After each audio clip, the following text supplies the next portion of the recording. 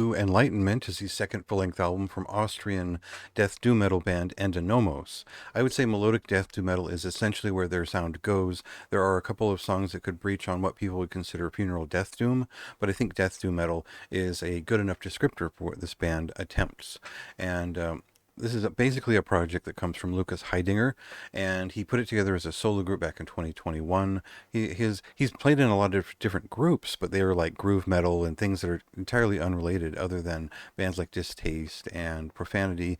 where he provides more like maybe the guitars or something like that in a secondary role for a death metal band. The sound of this band is closer to something like Ophis or Morning Beloved in the way that it presents melodramatic death doom metal that has clean vocals that are often break into chorale, and there's a good amount of harmony that works in there. The fact that they have a guest vocalist from Ahab here on one of the standout songs on the record should give you an idea of what if this is what you're looking for. But we'll cut to a song here and get a sense for the general timbre of the record and the production values in a clip.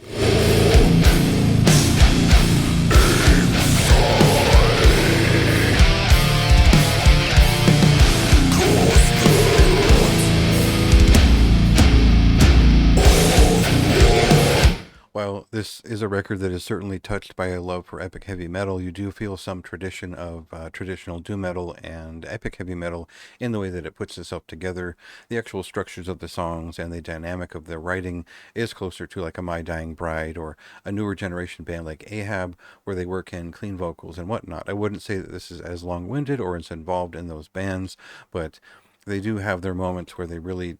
put on a show in a similar level, and everything that the first record did as a solo album seems very simple in comparison to this step up, and I think that it is very much an emotionally involved and engaging record that should appeal to people who like those subgenre effects, but are interested in something that pushes it in a different direction just a little bit, just enough to make it unique and sincere, but also run the gamut of sorts of different emotional resonances. So there's value in that, especially if you're kind of a subgenre enjoyer who enjoys something that's more along the lines of melodic death doom metal. And I think that if you're looking for pure death metal, there are absolutely parts of this record where there is big and aggressive death metal happening, but it's a little bit few and far between in terms of the ramped up heavier stuff. Like the final song on the record certainly has a build up to it, and there's a song earlier on in the record that gets to that point, but you're really getting more of a mix of emotive elements throughout the general churn of the full listen. So